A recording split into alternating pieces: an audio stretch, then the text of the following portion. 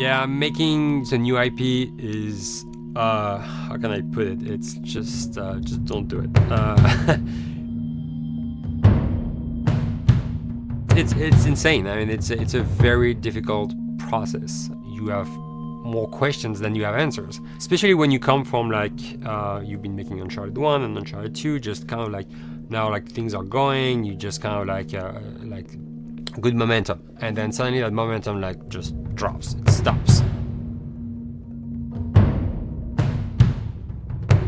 It's a very challenging process to create a new IP, and you're gonna fail over and over again, but that's what it takes. New IPs are really hard. They're hard because you don't know what's fun yet. You're building new tech, new AI, establishing new characters, new art, all this. You don't get that controller in your hand for like 6 months to a year. You don't know what it is yet. I remember like ages ago coming on the project and what are the infected gonna do? Like, what are they gonna do? They're gonna behave like this. I'm like, okay, we're like trying to imagine what's gonna happen.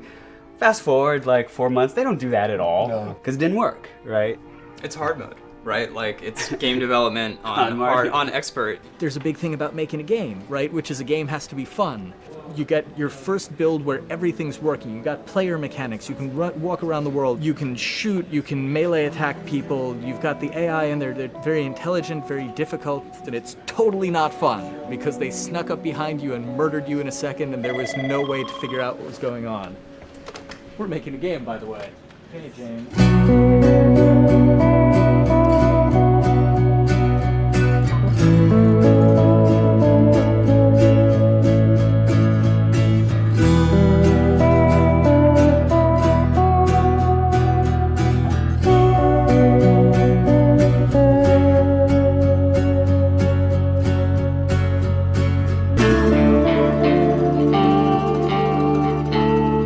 The company has grown quite a bit since I started. I think I was the 12th employee or something back when we got started, but we've tried to stay true to those smaller studio roots. I've been here for 16 years. There's just no reason to leave. I just like the environment here. It's very non-corporate. I think the way we work on Dialogue is kind of special because we don't really like hierarchy or bureaucracy, and no one is really just a manager here. Naughty Dog has a very flat structure. We pretty much all report to the co-presidents and the game directors. I always tell people when we hire them, just like, my job is going to be able to trust you, and that's what I want. I want just to give you something and you go with it, and I know it's gonna get done. We believe in iteration, we believe in collaboration, and we believe in the people making the game working directly with each other.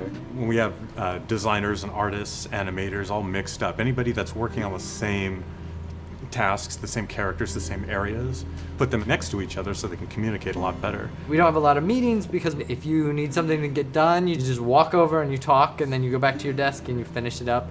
And I really like that. I like when I just walk in the office and I see just designers talking with the programmers or programmers over the animators and talking to them. I think that's when really the magic happens. Naughty Dog, we really try to cultivate a culture where anybody can criticize anybody else's work. And we encourage people to be blunt about it and not try to sugarcoat it too much. It takes too long to be nice sometimes.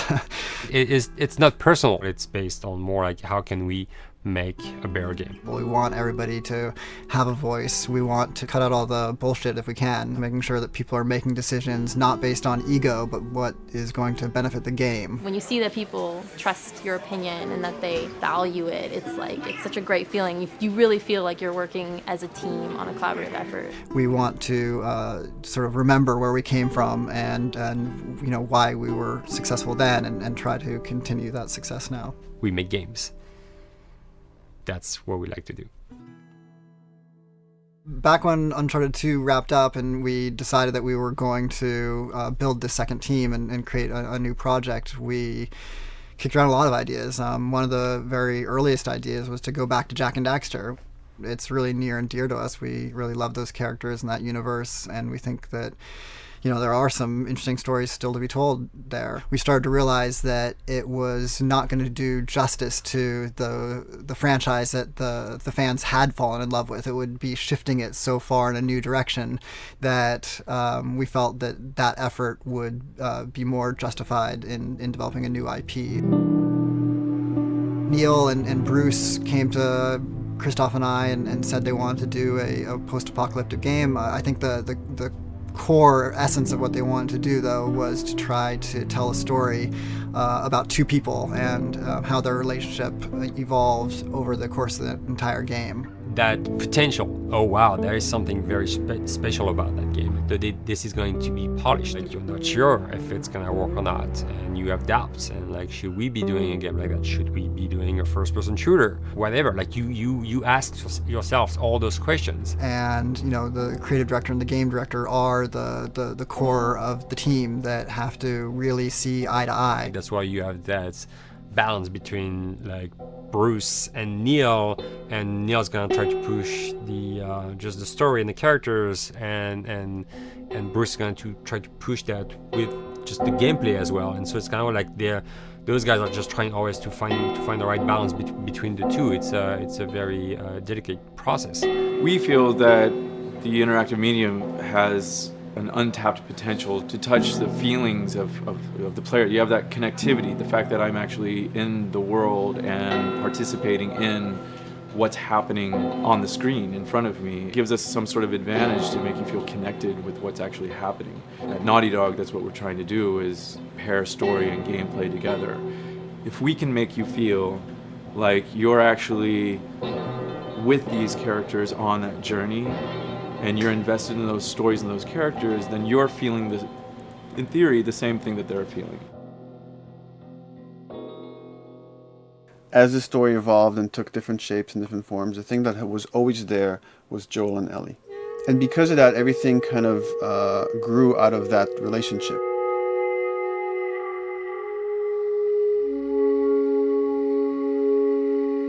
We've seen kind of that role of the anti-hero change, especially over the last 3 to 5 years, to where before it was like the thick-neck mercenary kind of guy. For this game specifically, for this story, we needed something new.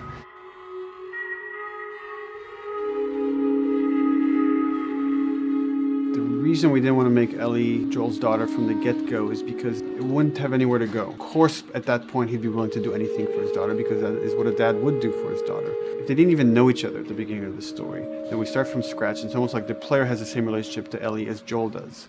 And we could take our time to build that relationship between these characters. And if we do it right, then the player will be feeling that same growth that Joel does. And we're kind of mirroring that emotional relationship between the two.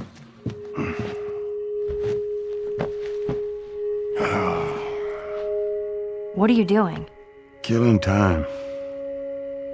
Well, what am I supposed to do? I am sure you will figure that out.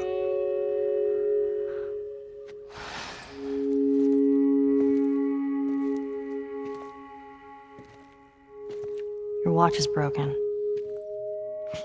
It's exciting that Neil wrote something like this, where he's like, I don't want to make the stereotypical characters. I want to make real people in this crazy situation and these forced to make decisions that are really tough. Like, what would we be like in those situations? I mean, we weren't consciously trying to pick male or female for characters. You just try to pick characters and just be honest with who they are. It almost doesn't matter, right? Joel's daughter could have been Joel's son. Ellie could have been a boy, and Joel might have been Tess. You could have swapped those roles, and I think the story would have still worked. The focus on female strength, it's so unique. You get to see what's so powerful about a woman through all of these female characters, which makes this game wonderful and unique. There's a crew of Fireflies that'll meet you at the Capitol building.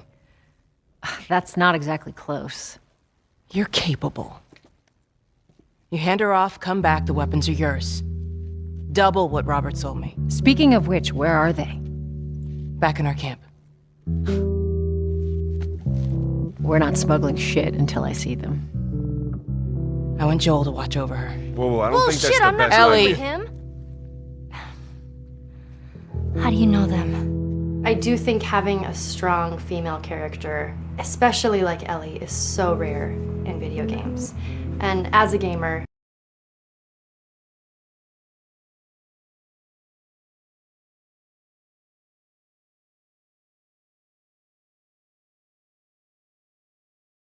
and more specifically a female gamer, it's frustrating to me because I'll see sort of the stereotypical female character where she's amazingly beautiful and huge boobs, and she's there to be either the love interest or just because they're like, well, we need to throw a chick in here. We've seen the strong woman or we've seen the weak woman. We haven't necessarily seen the empowered woman from this kind of standpoint. And there's that beautiful scene where Joel finds her inside the house and she's reading through this girl's journal going, is this really what they used to worry about? What shirt do I wear and what boy am I gonna go out with?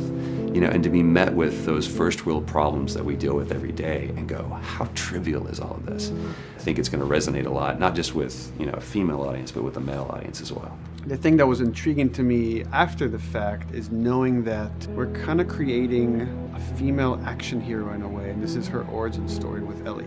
To sort of be such a strong female character that is completely normal looking, regular t-shirt and jeans, and she's 14 and she is still a total badass, is really exciting to be a part of that.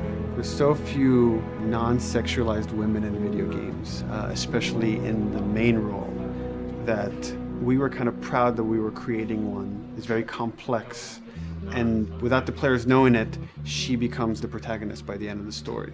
And that's why she's in the front of the box, and that's why we've been promoting the two of them together so much. Who's there? It is a dual protagonist game, and yeah, I guess I get nervous to think about it in that way.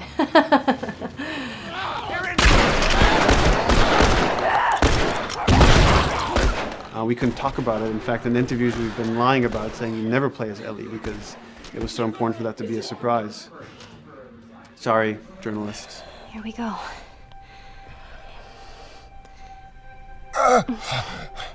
Sorry.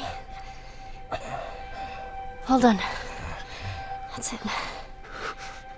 The tone of the game was set pretty early on that we knew that we wanted to make a really grounded story. We knew that we wanted to make the player feel the sense of tension and dread and go through the same emotional roller coaster that Joel and Ellie were going through. One of the things we kind of struggled with is to say, well, if we want to really ground this world and make it so like realistic, maybe we shouldn't have anything that could be perceived as a monster. Maybe like by just having an infection that just killed people, and it's all about humans and how they deal with this post-apocalyptic society and how different people decide to survive. Maybe that would be enough. And what we realize is because we're making an action game, a lot of the storytelling happens on the joystick. And once we remove the infected, it's like all of a sudden now we can't tell the story through gameplay of what happened to the world.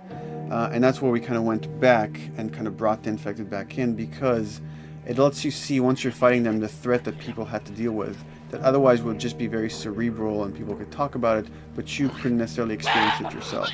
In a novel, that might work. In a game for us, specifically an action game, it didn't work. And from there, when we start kicking around those ideas, and we're just like, what would be cool just to play? The early inception for it really came from a BBC video we saw called Planet Earth, where they were talking about a cordyceps fungus. This cordyceps fungus gets inside of the brain and controls these ants, and mandibles start chomping, they grow up to higher areas, cordyceps fungus sprouts out, and then it germinates. And essentially uses them to spread its infection and take over whole colonies, sometimes wiping them out. As soon as we saw it, we were intrigued by the idea of, what if it jumped to humans?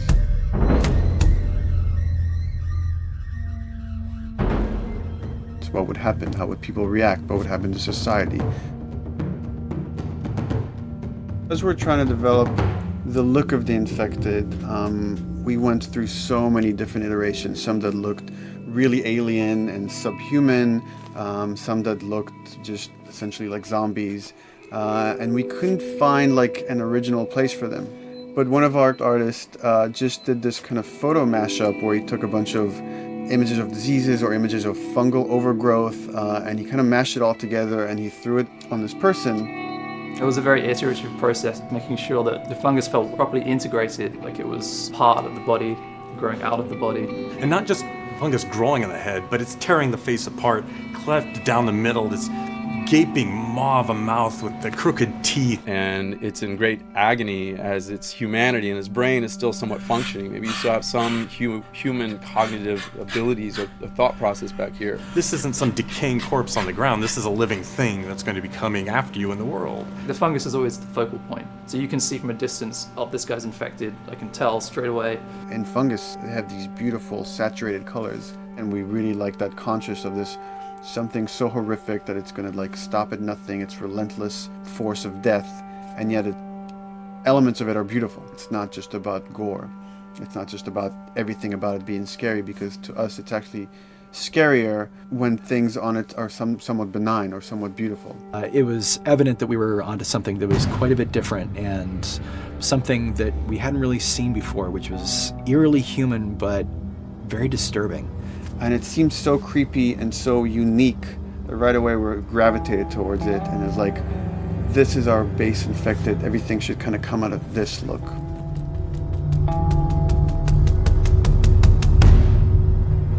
So once we had this idea of the face-splitting kind of look that eventually became what we called the clicker stage.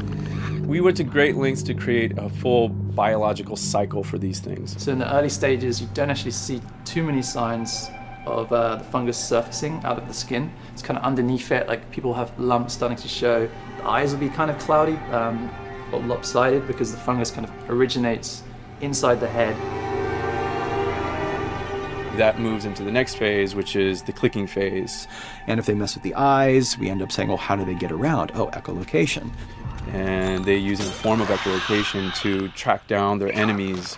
Just like bats, or even some blind people can see by making a clicking sound, a sound that on its own wouldn't be very scary. And then to associate it with something that people in this world are very fearful of, so that as you're exploring an environment, all of a sudden you hear this click, and you're seeing everybody just get frightened, just everybody duck, everybody hushes. Great.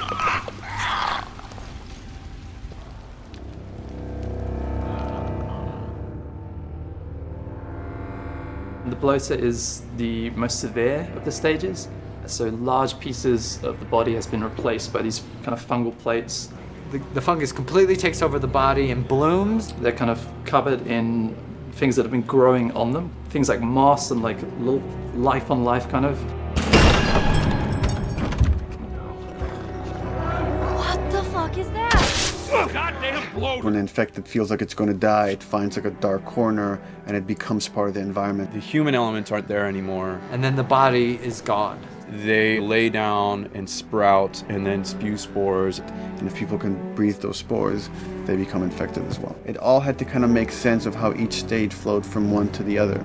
And that's hopefully how we've created a world that you can kind of look through it and understand the science behind it and say, I could buy this, I could get into this.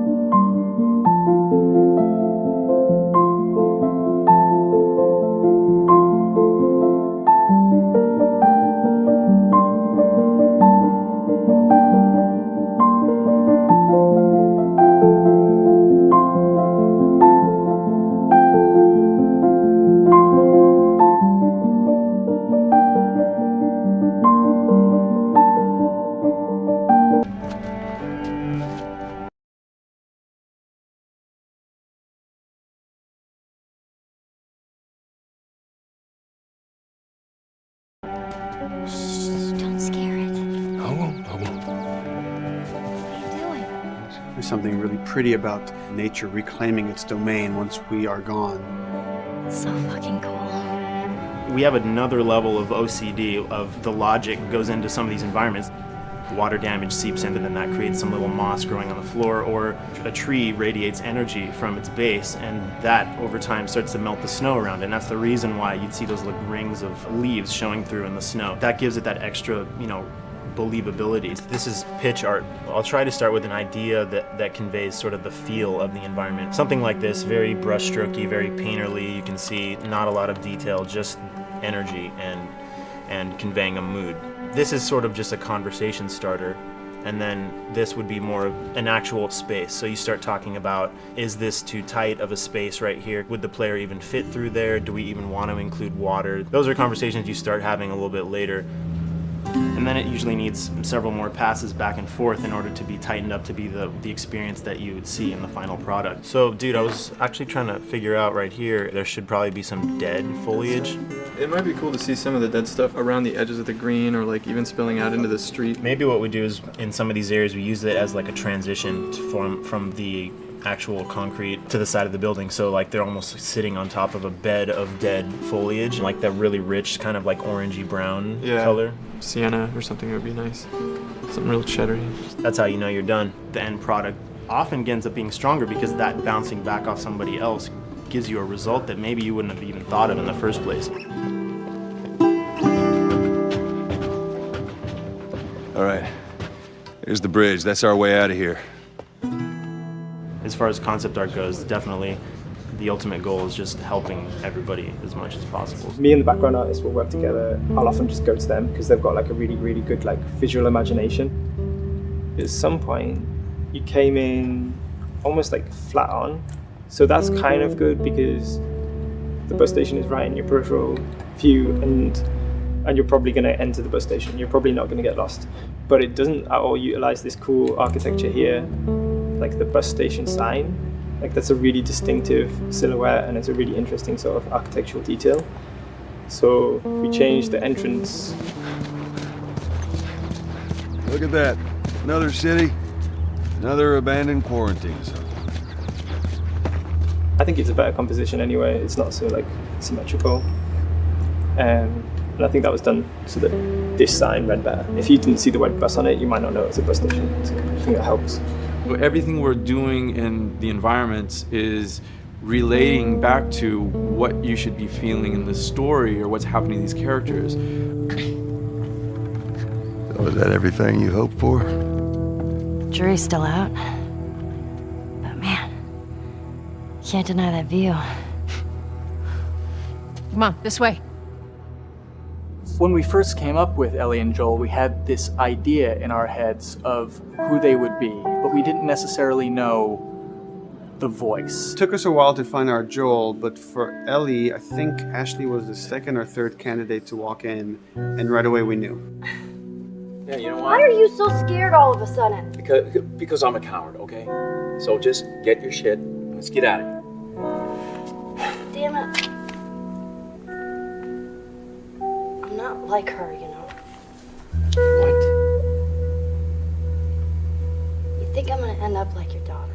The way she delivered the lines, the way she just embodied that character is like, that's Ellie, there's no question about it. And I saw the character artwork and I related to her a lot. I mean, she's kind of a tomboy and she's kind of tough, and I mean, obviously I'm not 14, and I think that's the main difference between the two of us. I read the scenes and I was like, I need to play this part. You want to be my hero? Forget the whole bit about saving my life. Buy me a stack of these bad boys instead. Where'd you get that? Back at Bill's. I mean, all this stuff was just lying around. And then once we had her, we said, okay, well, we're going to do another round, and we're going to have Ashley this time in the casting sessions. The chemistry of these two characters was imperative to get right. Troy was a really interesting casting for Joel, because when you see Troy, he doesn't look like Joel at all. You know, he's so handsome and he had like, you know, the frosty hair and totally looked like Final Fantasy. And so I'm like, yeah, I don't know. He's like this tall, pretty. It didn't seem right. I walked into the room fully aware that I was the youngest person that they were seeing for this role. There was a line that was in the audition side that says that Joel has few moral lines left to cross. And so that became the anchor point to the character. But then as soon as he spoke, and he had the grit in his voice, warm, yet kind of dangerous. And his movement is just like you bought into it. Why are you so scared all of a sudden? Because I'm a big coward, okay? Now pack up your shit and let's go. God damn it. I'm not hurt, you know. What? You think I'm gonna end up like your daughter? Lily, you are treading on some very thin ice right now. It was Ellie and Joel. After he read, it was just like that was it. I've done some video games in the past, but to be handed the mantle of a franchise like this was a pretty big honor. Is she alive? She's alive. She's David's newest pet. Ah! Where? In the town. She's in the town. You mark it on the map. It better be the same exact spot your buddy points to. Neil pulled me aside one day, and he said, I have some ideas. And as you're well aware, Neil is a little twisted. He came up with this character, and I just jumped at it. It was such a departure from everything I've done here for Naughty Dog, to say the least. Name's David. This here's my friend James. We're from a larger group. Women, children. We're all very, very hungry. To be able to put on a voice that, hopefully a lot of people won't know, won't notice that it's even me. Because we didn't want it to be Drake. Drake eating people, that's a whole nother game. How did you put it? Tiny pieces. See you tomorrow, Ellie. Certain voices that I can do wouldn't fit the David's artwork, but he showed me the art, and I said maybe it's something like this, where everything's, it's very quiet, and just, he's not really sure, and the voice can break a little. And he just looked and goes, yeah, that's it. So I'd love to tell you how we hashed it over and we talked. No, it's just, I looked at the picture and I tried something. He said, yeah. A few weeks back, I sent a group of men out a nearby town to look for food. Only a few came back. And turns out that the others had been slaughtered by a crazy man. And get this, he was with a little girl. You see, everything happens for a reason. Claire. Ashley, she brought humor to it. She just has some really great comedic timing. The way she reacts to the things around the world with a little bit of sarcasm, that teen kind of like trying to get a rise out of you. Now watch your step as you're going out, because it's going to be a little... It just brought a certain levity to the story that the story needed. You didn't even realize it needed it until she started doing some of that stuff. Oh, I'm sure your friend will be missing this tonight. Mm-hmm. It's light on the reading, but it's got some interesting photos. Now, Ellie, that ain't for kids. Whoa! How the hell would he even walk around with that thing? Get rid of that. Well, hold your horses. I want to see what all the fuss is about. Oh, why are these all stuck together? I'm just fucking with you. Bye-bye, dude. Throughout the course of shooting over these past couple of years, Ellie and I have kind of morphed into each other, which I know sounds so cheesy. Neil always asks, he's like, well, what would you do in this situation? I think the most important thing that Ashley brought is a sense of capability to Ellie's character that wasn't there in the beginning. The very first thing we shot involved her being pulled out of a car and attacked, and Joel was supposed to go save her. It was written that Ellie sort of was just kind of watching on the side, just waiting till he was done, and I was a little frustrated because I was like, well, if this were real life, I would do something. We did a couple takes, and at some point she walked up to me and she said, I feel like I'd hit him. So we added in a part, like, you know, right there off the bat, she's not just this damsel in distress. Right there, she wanted to fight back from her very first day of shooting. We didn't have it right initially. She needs to be more capable than initially we thought she would be, and actually that made us go back and rethink combat and rethink a lot of the areas in the game, and now she was going to take a much more active part.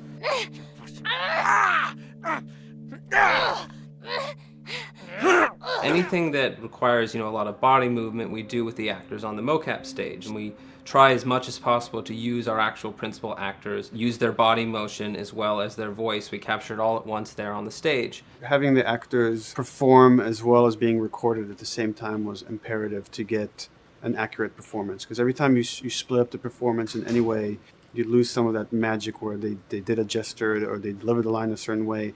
And those things have to be in sync, or there's just something subconscious that's like off-putting about the performance when you don't do it that way. You are treading on some mighty thin ice here. I'm sorry about your daughter, Joel, but I have lost people too. You have no idea what loss is. Everyone I have cared for has either died or left me. Everyone fucking except for you. So don't tell me that I would be safer with someone else, because the truth is I would just be more scared. It gives you the most authentic, most realistic performance, because you're actually there, not just making your own choices, but making your own choices based on the other people that are involved in that scene. So you get this truly natural approach to things, and it shows up. It's like theater in the round. You can do anything from any angle, and the smallest, most subtle thing we'll be able to pick up. There's no place to hide. So you have to be as prepared as possible, because you have no idea which moments they're going to use. There are these little improv moments and, you know, little nuances that you get that probably isn't scripted, that just comes out of play, you know, while they're performing. That mistake that is just blossomed into a really good idea. Did we improv on The Last of Us?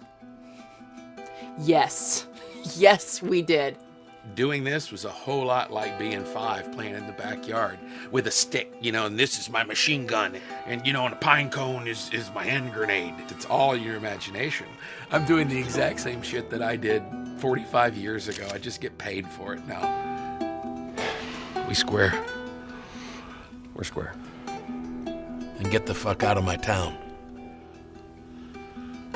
I don't do a lot of voiceover work, so for me it was nice to be able to work off of your other actors. I can't imagine it working any other way. I'd never done mocap before. I didn't know what to expect. The suits were crazy. Yeah, the suit gave me wedgies. Like, deep wedgies that I had to pick out with my middle finger. Too much information. Just how damn sexy I look in a motion capture suit. I look like 10-pound of sausage in a 5-pound casing in that thing, man. Once you get past the fact that like everybody else and you look like weird clown people with these little dots and stuff, once you like give over to that, it really was pretty easy to make it just feel like you're in the moment and in the scene. Everyone that was on this is a slam dunk. This isn't just another gig to them. And that creates a really cool energy for people to really start experimenting and playing jazz.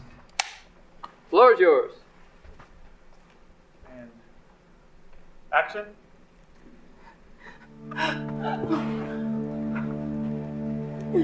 Get the fuck off of me! Oh, let her go! Don't worry, this is fixable. But I can't come with you. Well, then I'm staying. Ellie, I want Joel to watch over. Oh, no. Bullshit, I Absolutely. Ellie! This is gone too. I could just take her to the North Tunnel and wait for me there. Jesus Christ. Just cargo, Joel. How do you know them? You know, we craft the scene out until it has a good feel, and then we pass it off to animation to clean it up. Real life motions don't necessarily always translate into gameplay. There's something that's usually missing, so we have to, maybe enhance the gesture or enhance the shoulder movements or a breath that you want to be able to feel, but you don't really see it, so you can't really feel it unless you see it. Is everything all right? Yeah, everything's fine. I could have them lean in here a little bit more. like this, take his hand down. When they're on stage, they don't necessarily have windows, you know, so that weight of like really pushing and leaning in, it's something that we would have to accentuate. You know, give him a little bit more weight on that turn, or put his head down a little bit more. There's a lot of dialogue that gets said between the two characters. We have to bring that alive through animation, and we have what we're using as gestures. Why would they mow down all these people? You can't let everyone in. If you turned off the sound, you'd know that they were talking to each other. And that really helps accentuate the relationship that the two have together. We have certain animations that play in the beginning of the game on Ellie. She's traveling with Joel, who she doesn't really know. There's a lot of gestures to make her look nervous, just her overall stance. Later on in the game, they develop a relationship through the animation, not just the dialogue. You can see that she's more comfortable around him. If that reads well with the player, then, you know, we're doing our job.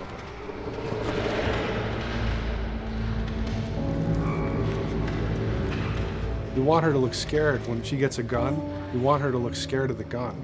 So if she's gonna aim, she wouldn't be like super trained aim. She would be more like some scared. But at the same time, it needs to look cool and feel cool to the player that plays. It's really just these little tiny details that we're doing, and it's coming across. It's working out well. We don't do facial capture. We don't track eye movements on stage. It's just the motion capture data. Everything that you see on the faces is hand keyed. As you can see, this is all of her mocap data.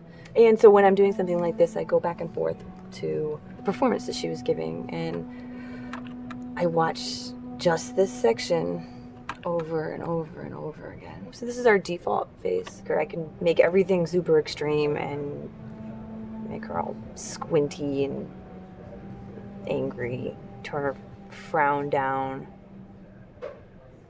I can open her mouth, stick her tongue out. It's listen, watch. Okay, where's her mouth at this point? Like, is it open? Is she making like a grimace? About Tess, I don't even know. Here's how this thing's gonna play out. You don't bring up Tess. Ever.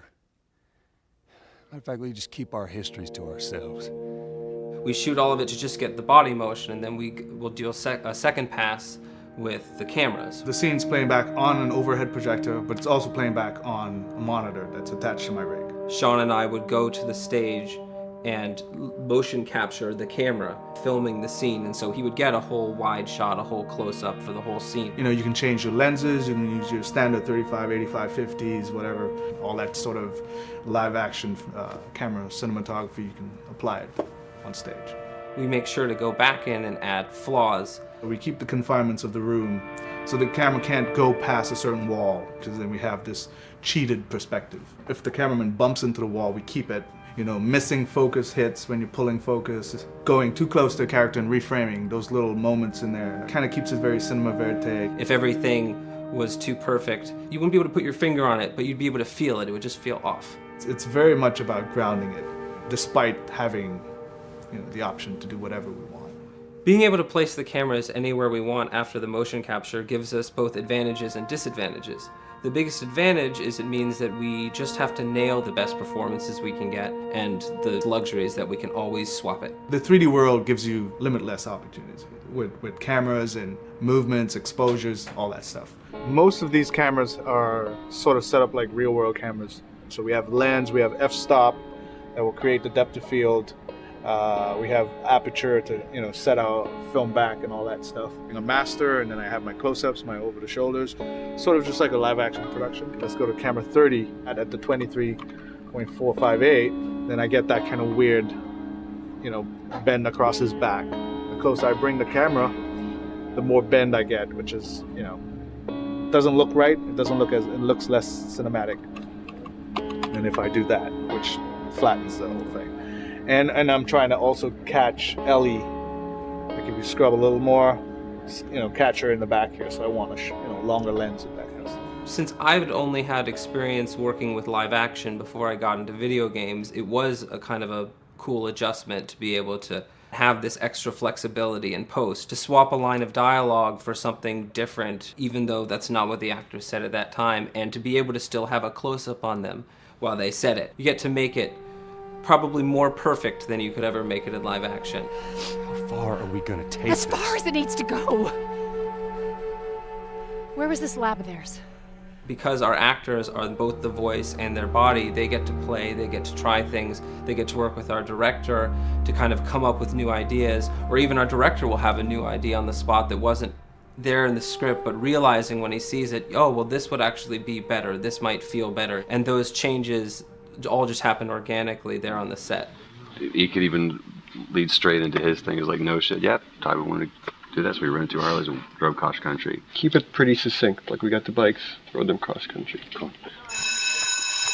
It's shocking to me that this is Neil's first time directing. There was a specific tone and a specific approach that Neil and Bruce wanted to take with this. It just came down to there's nobody knows this story better than you, and then there's nobody that knows these characters better than you. Why don't you just do this? He and I actually had a conversation about it. He says, I think I'm going to try this myself, and I'm not sure.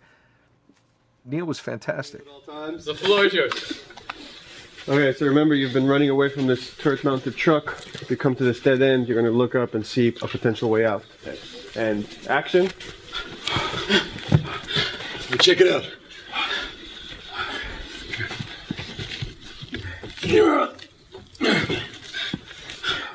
I mean, his writing is honest, and it's dangerous, and it's natural. And I love his economy of words. He doesn't hit everything on the nose, so it leaves it open for you to interpret and bring some nuances and things like that. The entire process is collaborative, but really it's led by Neil's willingness to change and flow and decide something doesn't work, fix it right there in the moment. And it is something that's very foreign to the way that TV and film is done now, where everything has been micromanaged by the time you get it to the table read, and no one wants you to change anything, and everything's very precious and has been rewritten with notes from 20 people in suits, and you can't do that just anywhere in entertainment these days. Yeah, I want to make sure. I think I swung too far over to this way, and now it's a little bit of making jokes about it, and we need to bring it back to center a little bit. There's one scene in the game where we see Joel not as a ruthless survivor, but as a father. I knew from the very beginning that he was going to lose his daughter, and I just told Neil, I was like, when that day comes for us to shoot that, I need a heads up. About a week before, he said, it's time, we're going to do that scene. I was like, okay, because I knew that I was going to have to go to this place that you don't really want to go to as an actor. You want to find some aspect of reality that you can empathetically draw from, Troy and I were both kind of just like walking around for a while and just kind of getting into the zone, and well, my grandpa died when I was 8. He was like my dad, and so that's always what I use to get into that place. I started recalling all those memories and starting pulling up all those feelings, and they're just right underneath the surface. When I walked back in, everyone realized that something was different. They kind of calmed down, You could feel the energy just drop a little bit more. It was brutal. I lose my shit. I mean, just completely break down. Don't do this, please, God, no.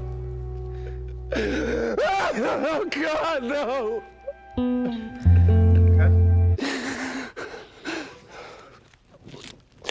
The soundstage was deathly still. It was the first take, and I felt really good about it. And it's like Neil said, okay, let's do it again. And so you do it again, and automatically you feel like you're manufacturing because you're trying to go back to that place, and you're in that actor nightmare of trying to get back to that reality. And we go through it again in 5th and 6th and 7th take, and I'm just exhausted. I'm crying between takes, and I'm looking at Neil going, this is really, really hard. And finally, after the 8th or 9th take, he said, all right, I think we got it. I was like, oh, thank God.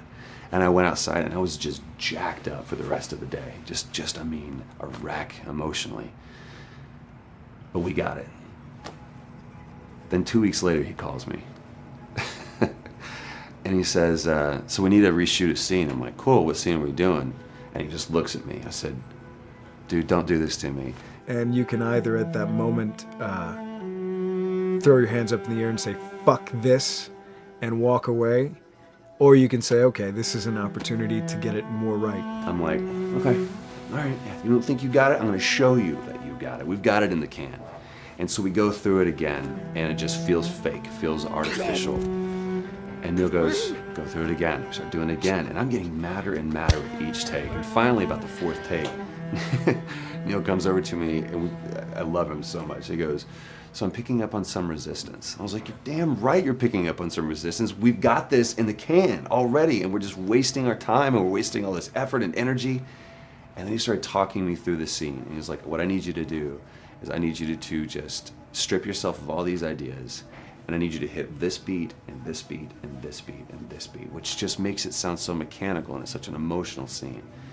So we start going through it, and literally I am mindlessly doing these things at this point. Okay? I know it hurts, baby. I know.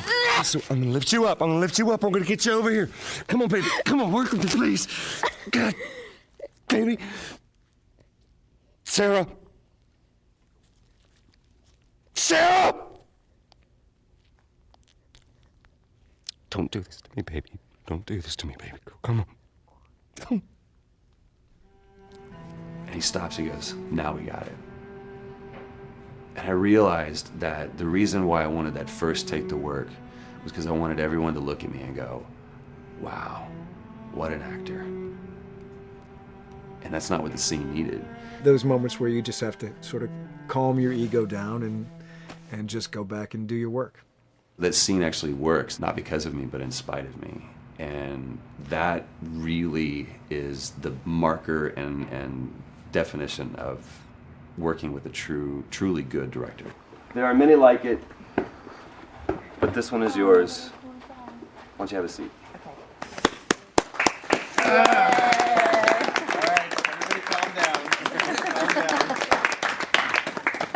Thanks, guys. It's the director's chair. Working on the project, we knew we wanted to have a pretty minimalist soundtrack. And we had a folder where we just throw music in there. Looked at the folder one day and we saw, we have a lot of stuff here from Gustavo Santaolalla. We're looking for a composer. What if we reached out to him? Oh, no. Sarah. Move your hands, baby. I know, baby, I know. Listen to me, I know this one. You're gonna be okay, baby. Stay with me. I want to pick you up. I know, baby. I know it hurts. Come on, baby. Please. I know, baby. I know. Sarah. Baby.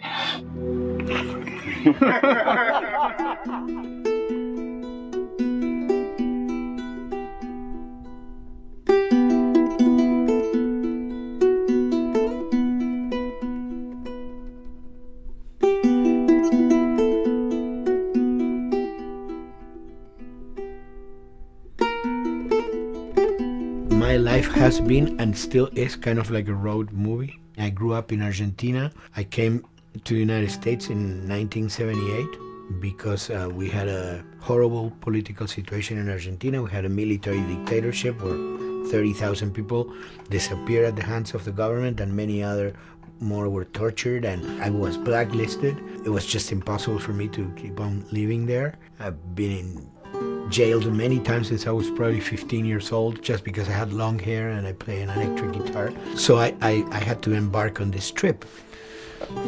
I can relate to that kind of need of movement and going to the next place and the next place and the next step. I'm always attracted to the possibility of getting involved with a project from the very beginning. I like to work from the script and talking to the director. It's never been, oh, give me a piece like this or give me a music that's this. It's just been very high level. Here's what the story's about. Here are the themes. Go write some stuff. Since I don't know how to really read or write music, the way I produce music is actually recording it. So I like to come early in the projects, and I did in The Last of Us.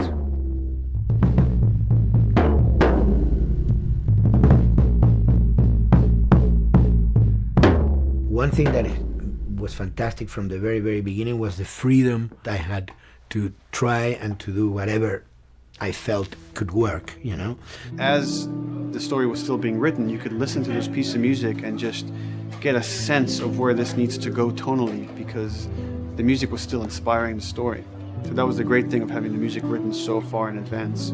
At the beginning, I was going really out with some things, and sometimes some of those things were the ones that they liked the most, So I really felt very motivated to work, and I enjoyed immensely working. It was this very organic back and forth experience where one element was inspiring the other and vice versa. I needed to go into some more dark places, more textural and not necessarily melodic.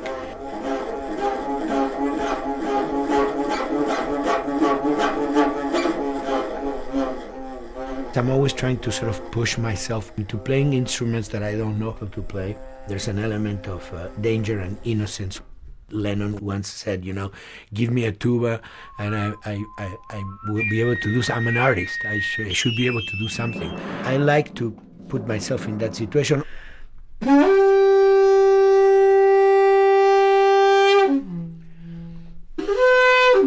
So these are just PVC pipes, the one used, in construction.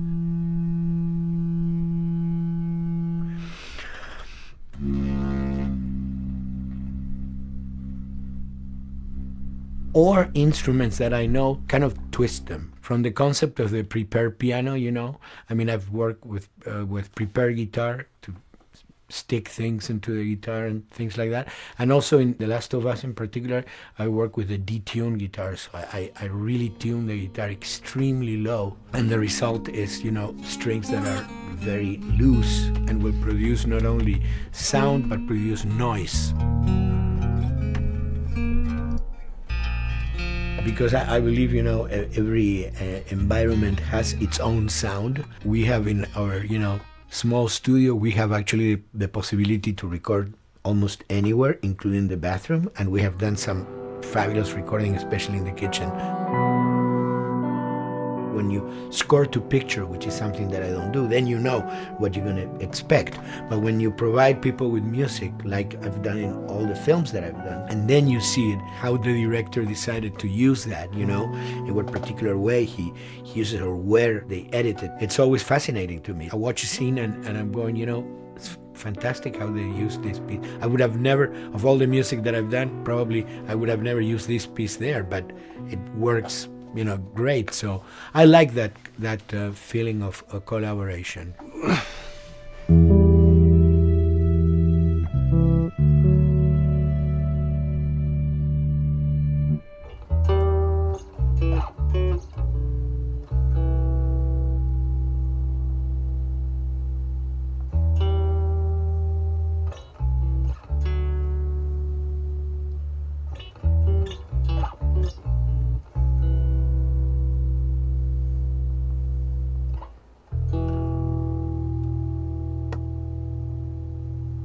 I think, the guys also that work in programming and adapting that music to the game, they should share a lot of the credit for the end result. In the beginning, there was silence. Yes.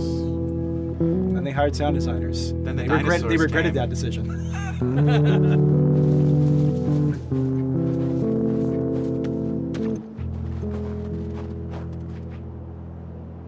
Hold it steady. Ha! Got you! In a much quieter environment like that, we really had to fill out the soundscape with much more natural sounds, much more detailed, delicate sounds. The tension comes from the lack of sound, in a way. Your brain is thrown off because we're expected to hear buses and crowds. All of a sudden I hear wind and leaves rustling. Again, it's creepy and beautiful at the same time because it's almost like I'm going on a hike, but I'm in a downtown area.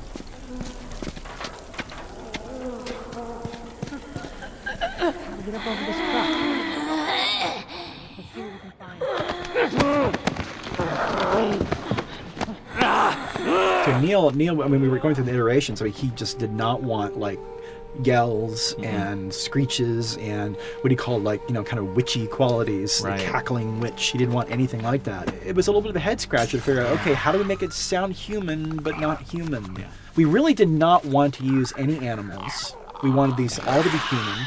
Derek and I basically decided to hire a couple of voice actors who did some interesting work vocally to see if they could come up with something. And we worked with this girl, Misty Lee. She started giving us these really great screeches. And that's no process. Yeah, that's just her voice. And it started going into this little click. We also used a little bit of Phil's voice.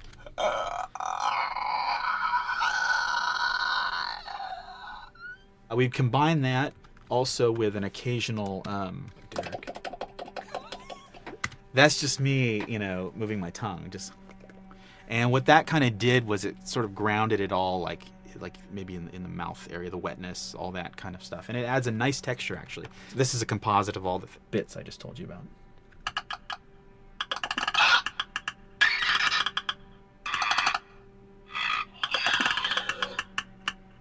Sounds like a Snapple bottle. Oh, the lid? Like the lid, yeah. That's a good idea. Fuck, where were you guys like months ago? Why did we think of that? Why did we think of that?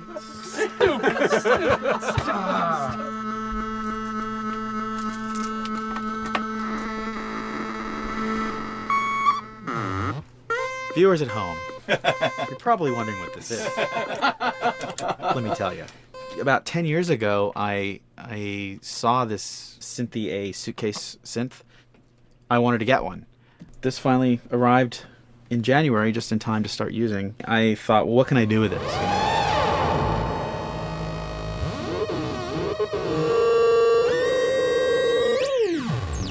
In Lakeside, there's a whiteout that happens, and this thing has a noise generator, which gives really convincing wind sound.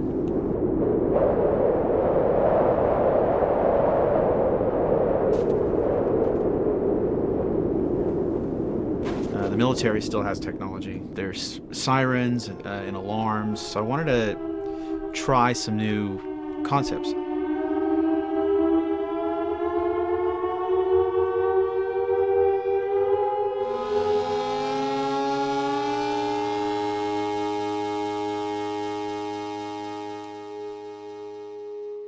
Man.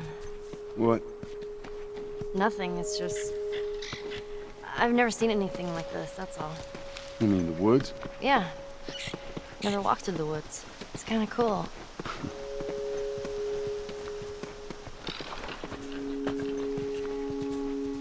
We consciously take in consideration lighting in the beginning. Most of the game, we don't really have any real man-made light sources, so everything is naturally lit. In the past, you know, we could use a lot of artificial light, but in a world that has no electricity, We have to hide most of the time, and that requires getting very close to certain assets.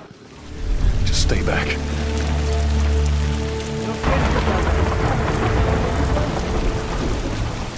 Otherwise, you can't. Detail's expensive, and if you build up too much of it, you end up running into technical problems, right? Your engine slows down. When the frame rate goes down, everyone can bring up the profiling tools and see which parts of the frame actually cause the drop of the frame rate. This is the profiling tool. These are all the SPUs. Here's the GPU, and then here's the PPU. You can see, like, here's the main process, and here's all the sub-processes, and you can see, tells you, like, how many milliseconds and cycles it's taking. The programmers are whiz at modifying this stuff and realizing, oh my god, why is this thing so big? We're taking 10 milliseconds on this thing. And then that's when they come over and find somebody and hit them over the head with a club and be like, why are you doing this? I love, we put the 30 frames per second goal because that's what we shoot for. Someone nicely put the 60 frames per second goal. It's like, yeah, we're not going to hit that. Lighters usually can come up with different lighting setup that still looks great, but is less costly in terms of performance. Did you talk to the character artist about her hand? So her face is getting a lot of spec, but then her arm is just like bone dry.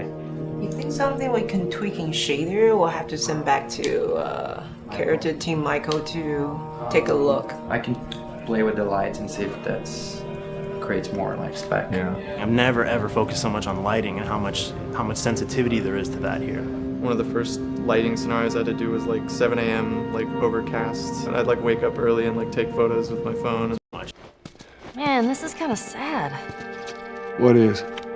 All this music that's just sitting here. No one's around to listen to it. I don't know, it doesn't seem right. All the characters cast soft shadows onto the environment. Even when there is no direct sunlight or no direct light sources, we still have nice fuzzy shadows. When you're walking down the hallway and you see your soft shadow goes along with you projecting on the wall, on the environment, that make everything look real.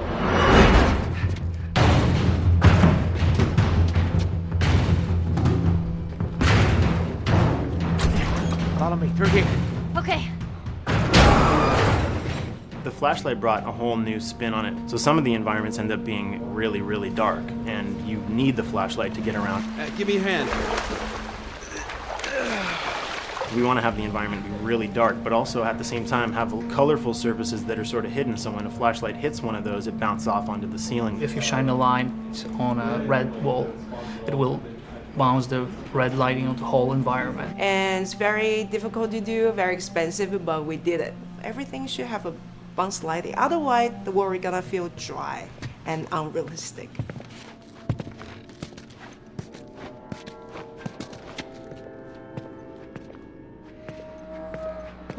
I guess this is where the assholes sleep. I mean, slept. This engine is really driven in a way towards a very high level of cinematic control over each frame. And hopefully, if we achieve our goal, you'll see it is beautiful. There are these truly beautiful moments amid all this chaos and destruction. Yeah, once we're done with this whole thing, I'm gonna teach you how to play guitar. What do you say, huh? Ellie, come on.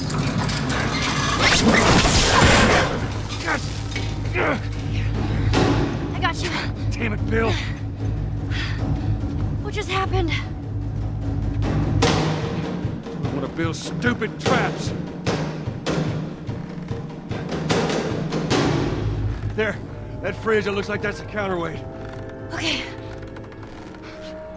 The story really dictates sort of the arc of the overall pacing. Storytelling would always want to be subtle. They would always want to keep the world grounded in reality. But gameplay has requirements where the player needs to see this thing. The player needs to immediately know that the enemy is attacking, that this room is dangerous, that this room is a puzzle that you have to solve. What are the things that we can do on the joystick to make you feel the same way that these characters are going to feel when we get to this next pinch point in the story? There's a turn in a scene that we need these characters to take, and we need you to feel it or understand that, and that means you have to play it. Sail!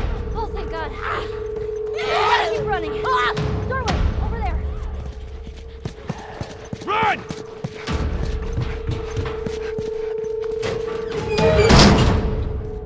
We really want to make sure that there's that contrast between the negative space and then the high tension spikes.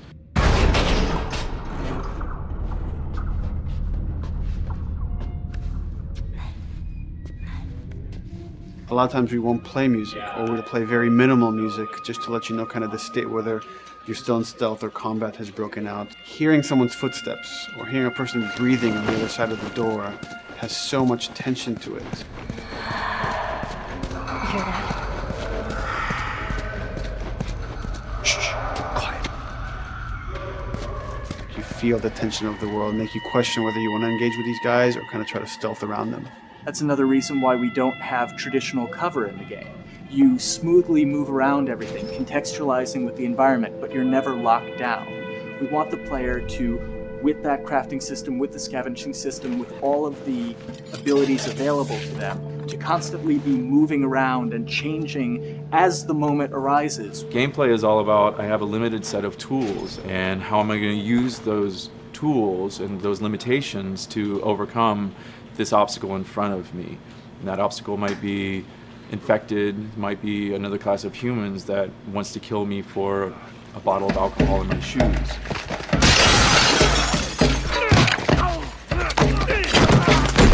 It was important for us that we don't underplay the violence, because then the threat doesn't seem as real.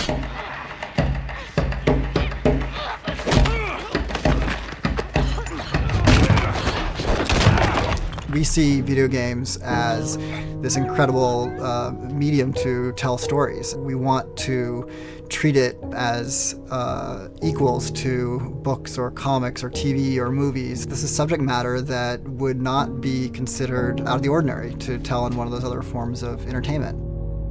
Fucking hunters. See, this could have been us. We wanted you to buy just the desperation of these people and why they're behaving this way, because it's so brutal. And at the same time, we didn't want to make it so over the top, stylizing it, so then it doesn't become as real. It was important for us actually to hit that middle ground where it's kind of disturbing.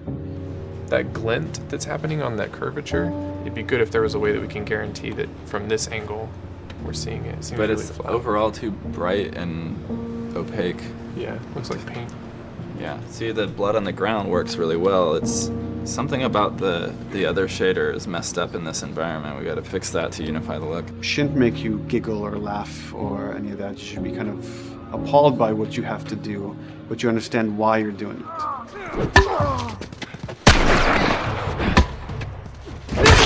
You want to feel each hit. You want to feel each concussive strike. Lives are at stake. We want a death animation to have impactful performance, not just have a guy keel over in a ragdoll. In real life, a guy hitting a guy takes a half a second, but in the game world, you want that to be as instantaneous as possible. I lived my whole life in this very ugly test level. I basically just fight dudes in here all the time. Almost every move is divided between like an intro and a swing. And one of the many things I have to end up doing is like counting frames and being like, okay, on frame 18, I want you to get out of here. I want you to be able to start moving. Every hit reaction that an NPC plays, they are not necessarily in the correct pose. When you strike them the next time, we just pop them with a 0 frame animation change, which is usually kind of a no-no, you know what I mean? Normally you want characters to blend smoothly and realistically into animations. But what we found is that you can cover that pop up with a heavy impact. They can go from almost any pose into the pose that the impact starts from, and your eye just covers up the transition for you. So if you throw a brick at a guy, it puts him in this like kind of staggering stun state. And that changes the moves that you do when you come up and punch him. So now I'm gonna come up and punch him, and now when you're punching him, because you've hit him down, you get this like auto aim moment where you get like a free headshot. I try to make it so that, you know, if you kind of know what you're doing, that you can set yourself up for 1 + 2 = 3. Right here! Memory on a console is a very precious resource. All of Joel's animations with every weapon, all the NPC animations, the stealth kills, you know, all of that stuff happening need to fit within a 4 meg to 5 meg memory footprint. This is a list of everything that's loaded in game and how much memory it's taking, because memory is our most precious resource right now. So we have a level, we call it the bookstore, it's in Hunter City, and this is a zone, for example. So when I set an AI to this zone, he will never leave its boundaries. I want guys to guard this exit where you have to go through, so I'll zone a couple guys around there to make sure that they, you know, they can fight you and use all this cover, but they want to stay around this door. This is another key component of the AI, is what we call the nav mesh. This defines the overall play space of where an AI knows he can or cannot go. Hey look, that's where a cover used to be, and there's a hole cut out for it. I gotta fix that. Here's some other wonderful things. See these little red polygons? Yeah, that means they're not linking right for some reason, so that means they can't really walk through here properly. It's a bug, and I need to fix it. Welcome to my life.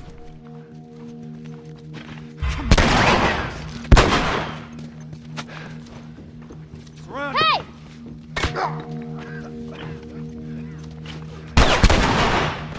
If you look at a lot of games, NPCs are usually only alive for, you know, a few seconds before the player ends up shooting them and then they're dead. We want our guys to be much more dangerous and much more threatening, which means they have to be alive for longer. They need to exist in the world for longer, which means you as the player can witness them acting out their behaviors for longer.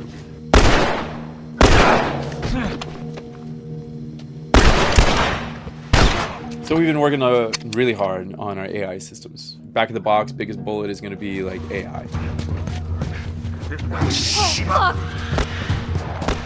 So we tried a number of different prototypes with the buddies, including having Ellie be super independent of you. She would try to flank the enemies, get behind them, or get between you and them. And a lot of times those decisions should surprise you, just like a real person, a real character would surprise you. And we discovered after many different prototypes, the best thing for her to do generally is to stay very near you.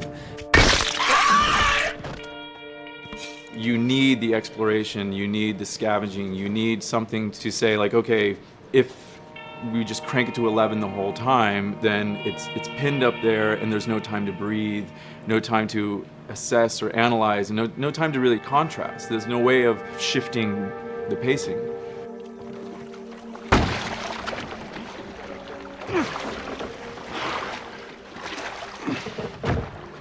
Puzzles are really weird, especially like Naughty Dog puzzles. I think they're very simple and satisfying. Most of this puzzle is strict exploration. You can see the ladder here, you can see the pallet there, you can see a clear route up to the ladder. So you're like, okay, maybe I have to get Ellie to the pallet, push the pallet over to this side, and like Ellie will climb up and lower the ladder. So that whole part is like, that's not a puzzle, that's not regarded as a puzzle, but when you feel like you've got to the solution and you're like, okay, I'm going to climb this ladder, and you climb it, and it breaks off, hopefully then the player will feel a little bit stumped and they'll be like, I'm not really sure what I am meant to do now. And so this is where the puzzle starts. Hopefully at this point, like all of the elements that the player needs to solve the puzzle are very familiar to them because they've been through the previous exploration beats. They're improvising with elements that are at their disposal. That's a really sort of like strong theme throughout like The Last of Us. So like you're a survivor, you'll take whatever tools you're given and you'll use them in like creative ways to survive.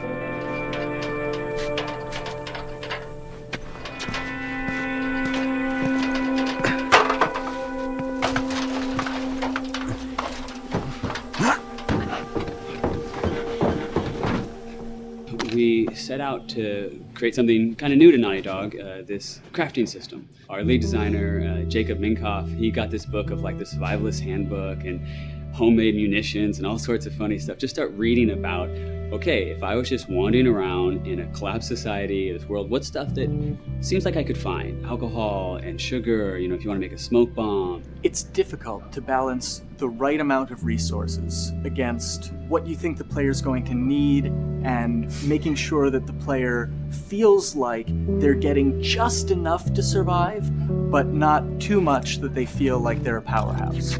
We wanted you to be forced to make some choices in the world that showed how depleted the resources were. So if there's a particular point in the story where the characters are having a particularly difficult time surviving, then we want you as the player to be finding fewer items, farther apart, harder to survive. We will item starve you at the same time that those characters are feeling starved and worn out. Then you expose something to them. Oh, here's a cache, and if I can just get into that cache. Oh, look, there's a wealth of things in here. God, I was so worried. My health was low. If I had run into a combat, because it's always that thing in your head, it's that Hitchcockian thing about the danger that you see is less meaningful than the danger that's in your head.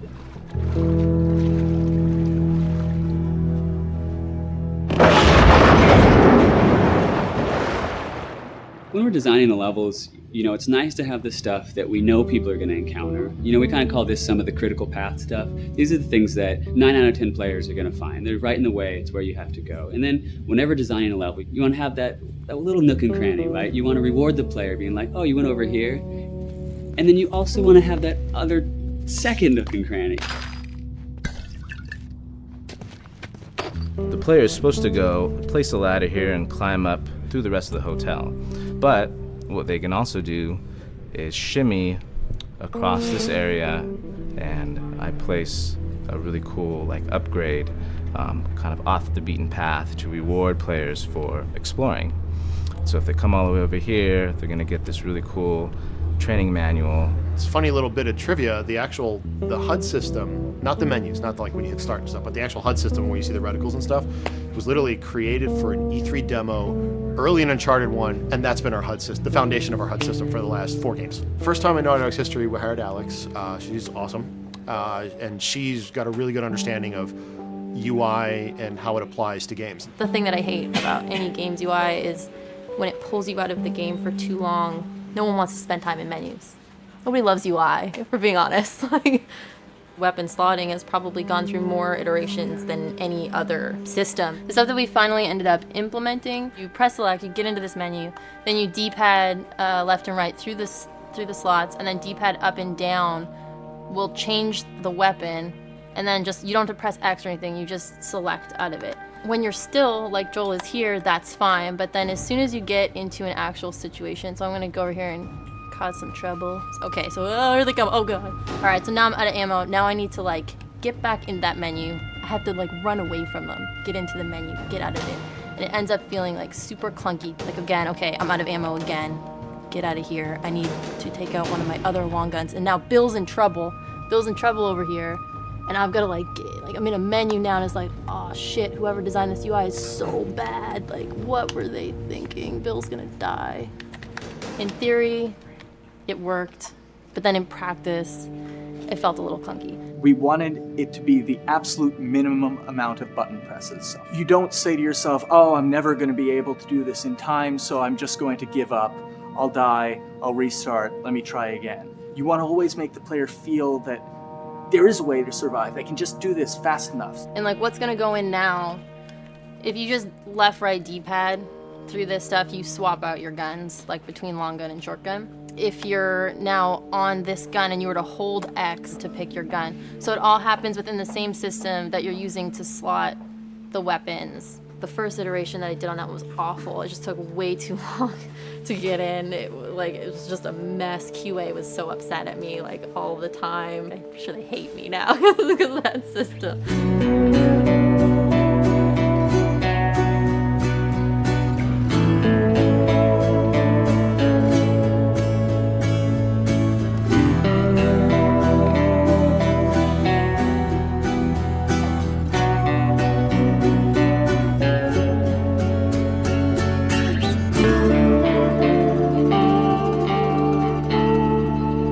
I think the way the industry is kind of maturing and changing in general, you're seeing a lot more focus and importance on refinement and polish. So having internal QA really helps.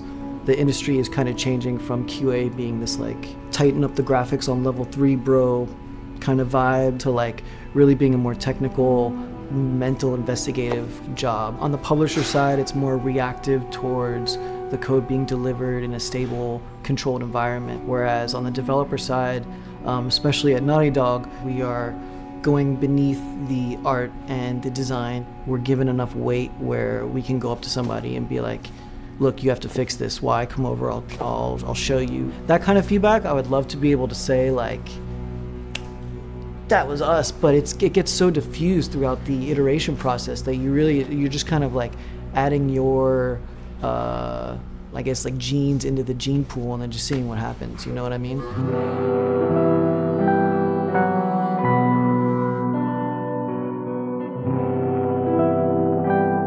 Everyone's working all the time now. But like I tell people, like 7 weeks and then you can have tons of time off, enjoy the sun, you know? But for now, it's like, this is it for everybody.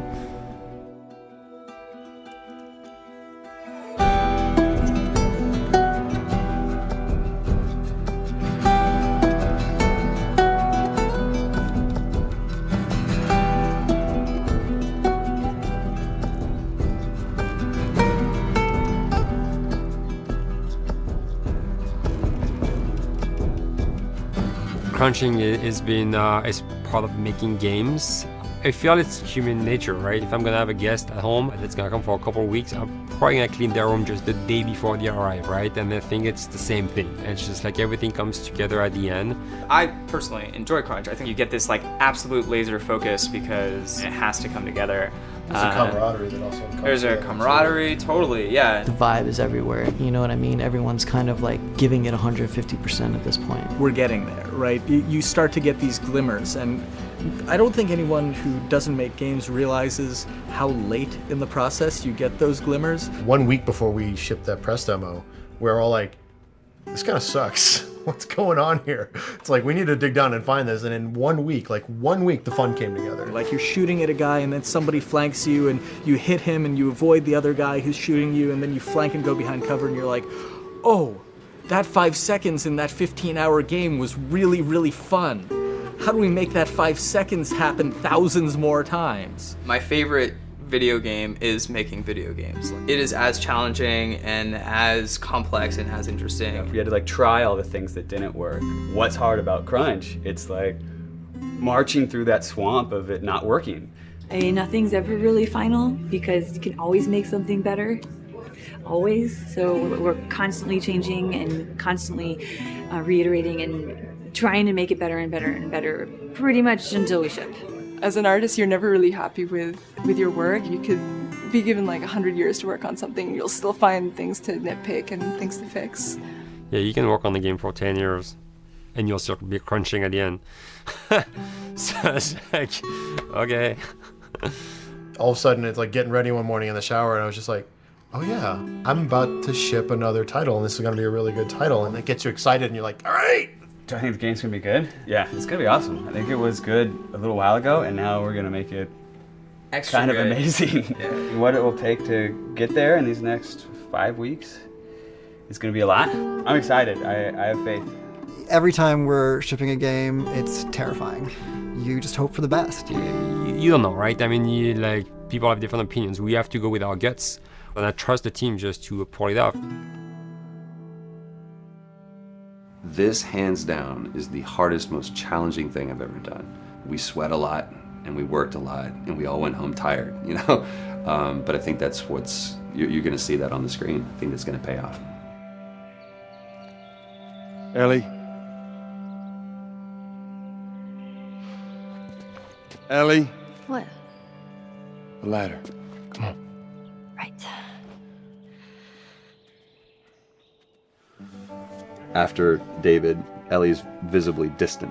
You could have done a cutscene to show, hey, you're being very distant, and she's not responding, but to also do that in gameplay to where it's something that you've done just countless times throughout the game with, you know, let me boost you up here, get the ladder, bring it down so we can do this systemic thing, and the character responds with that, and you have to actually go over to her and go, hey, come on, the ladder, we've done this, let's do this. It's a subtle choice. Like Bruce and I talked in the beginning, is like we have these mechanics, how can we exploit them in a narrative sense? And that's one of those opportunities. I just think it's incredible that happens in game. It's not a cinematic, you know. It's something that adds weight to that controller when they're playing. Wow, so good! Let's go eat. Let's go eat.